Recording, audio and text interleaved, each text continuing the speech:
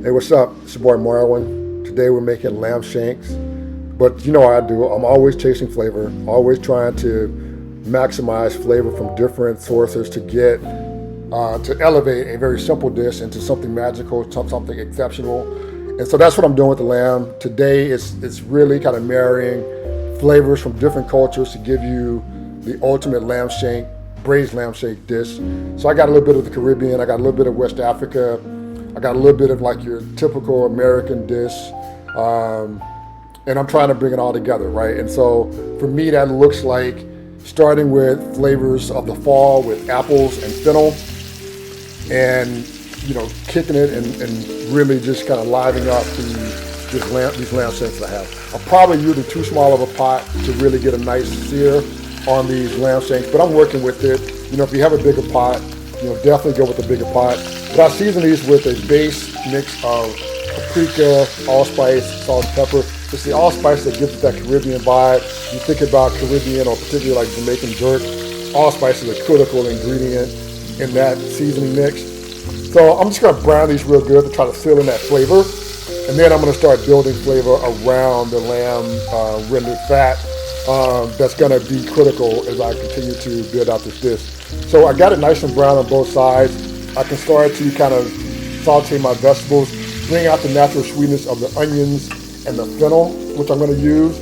Again, you got that anise flavor for the fennel, and then you got the pungency of the onions that I'm going to basically kind of mellow out a little bit to make room for the apples and the garlic and the carrots and some of the other ingredients that I'm going to be adding. So I season as I go.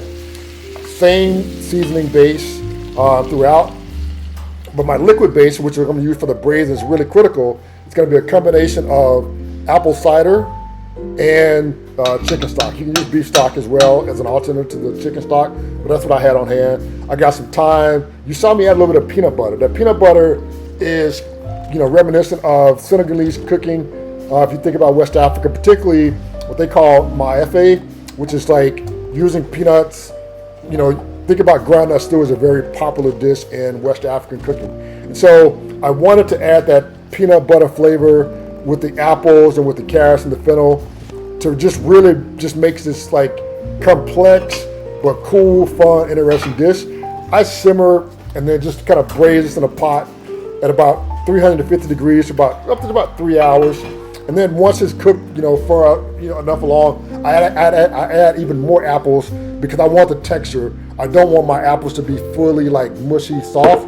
I want some that are soft, but I also want some that have that crunch of apples. And then once I've braised my lamb to my liking, I'm going to remove it and I'm going to reduce that liquid braise, which has also been infused with the flavor of the lamb, and just concentrate it down to a thicker, almost gravy-like sauce.